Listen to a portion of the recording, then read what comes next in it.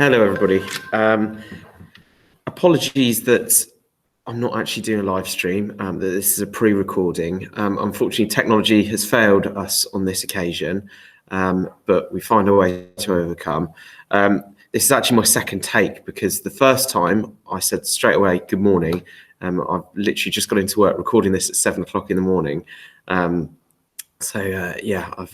This is my second take already. Hopefully there's no more. The reason that I wanted to do this live stream or pre-recorded live stream today is to really focus on a little bit more on revision and organising pupils' time. So I first of all wanted to start and talk about unplugging. I've noticed that a lot of time is spent on mobile phones, is spent on technology, and I notice it with my own children as well. And I think that there is a potential to save an awful lot of time if this time can be reduced and could be better spent elsewhere, i.e., on revision, on working for those outstanding GCSE grades that we're all looking for, in order to give all of you the options that you want and the options that you deserve when you leave school, albeit going into an apprenticeship, college, sixth form, and then eventually university potentially. So we're talking about unplugging.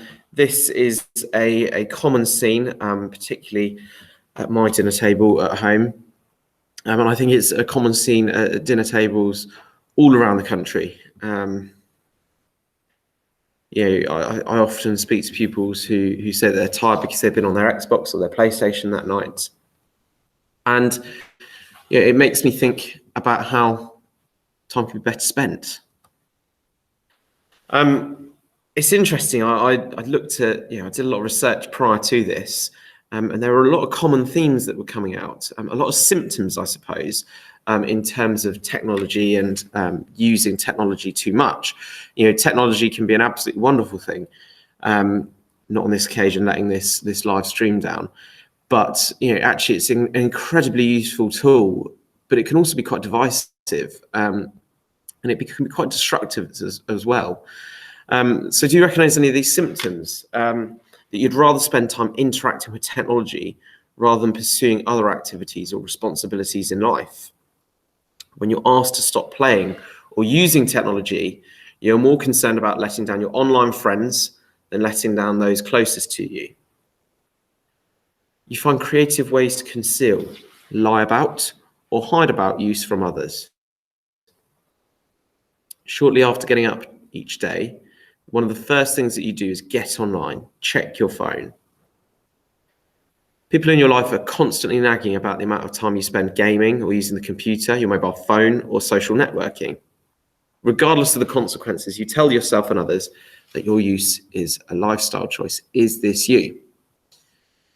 Now, if this is you, you really need to think about, what am I going to do to reduce that time? How could time be spent better elsewhere? What can I be doing that is more productive? What can I be doing that is going to enable me to work towards my GCSEs?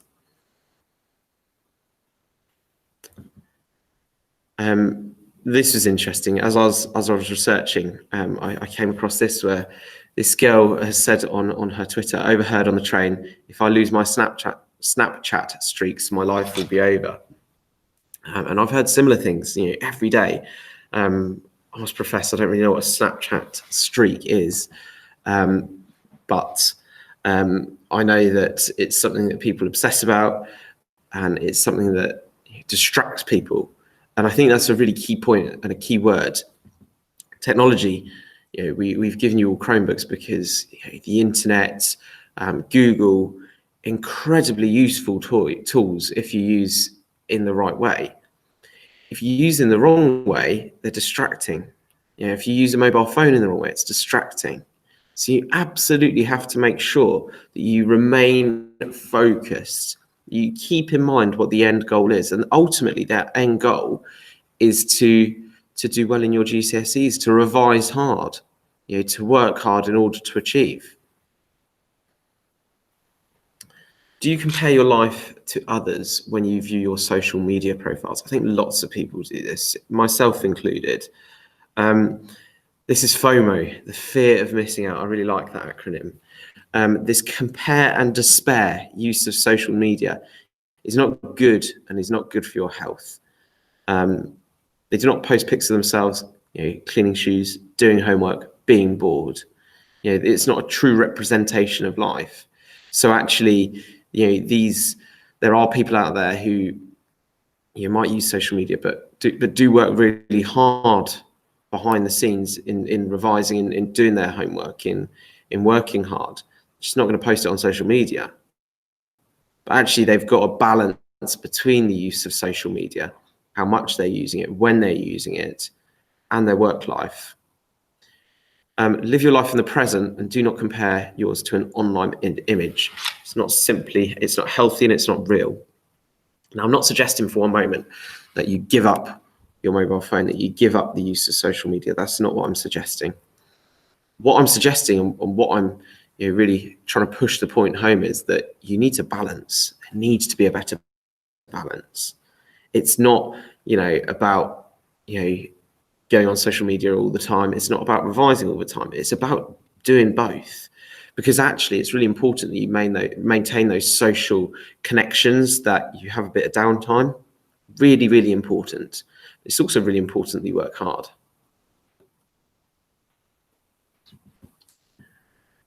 Do you want to play games all the time and play to the detriment of your schoolwork and revision, for example, or do you want to go on your phone all the time? I speak to people at their school in year 11 who tell me that sometimes they can spend up to 4 hours or even 6 hours on their mobile phone or engaging with technology, and it just seems like a huge waste of time. We haven't got really all that long until your exams, so actually use this time wisely, and I'm going to talk about how you can use this time wisely when we talk about the revision organizer that I've created. So from now until your first exam, I worked out that if you use technology for 4 hours a day in the wrong way, i.e. on your phone, playing games, that's 668 lost hours. 668 lost hours. That's unbelievable. Now, if you were to reduce that by 2 hours, that would be 334 hours that you would be spending on technology. That would also mean that potentially 334 hours revising, working, preparing yourself for the exams, which, by the way, are still going ahead at the moment. So we need to make sure that we prepare for those. The government might change their mind. We don't know. But at the moment, as I said in the first ever stream that I did with the bell-shaped curve, you're in competition with everybody else in the country for those grades. So you still need to really work hard and make sure that actually you have that competitive edge. 334 hours. That's a lot of time that if you just reduce your technology consumption by half, by 2 hours, and use the other 2 hours effectively, wisely, you're gaining an awful lot of time. So some tips to controlling your use of technology. Set time limits and stick to them. We've said about the 2 hours. It doesn't need to be 2 hours in one go. It could be half an hour here, half an hour there, an hour there. But set time limits and stick to them. Turn it off when doing other things so you can fully commit to it.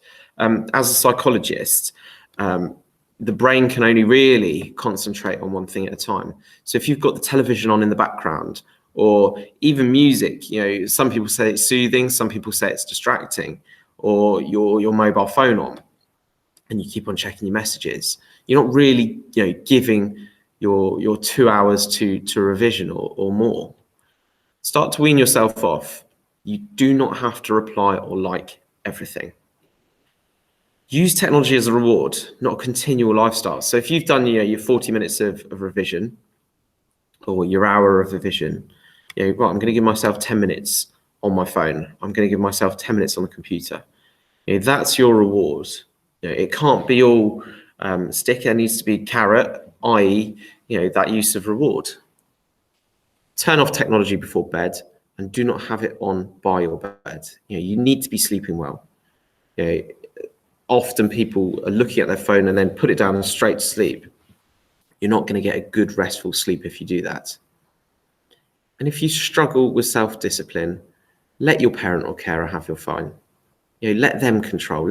Take the stress and the strain away from yourself and let them control when you have it. There's no harm in that. There's no shame in that at all. Okay, and it's not admitting defeat or showing immaturity. Actually, it's showing a huge amount of maturity. Yeah.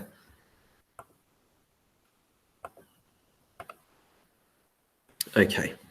I'd like to now show you my revision organizer that I've made. Now, it's an electronic revision organizer, and the point and the purpose of it is that it will enable you to see exactly parents when they should be revising and for which subject, and pupils, it enables you to decide exactly what you should be revising and when. It's about organizing your time a little better, and that's so important. I think that if you were just picking up a revision guide every now and then and just randomly revising from it, that's really not going to work for you. It's about absolutely making sure that you know what you're revising, when you're revising, that you have dedicated time to revise. Okay, really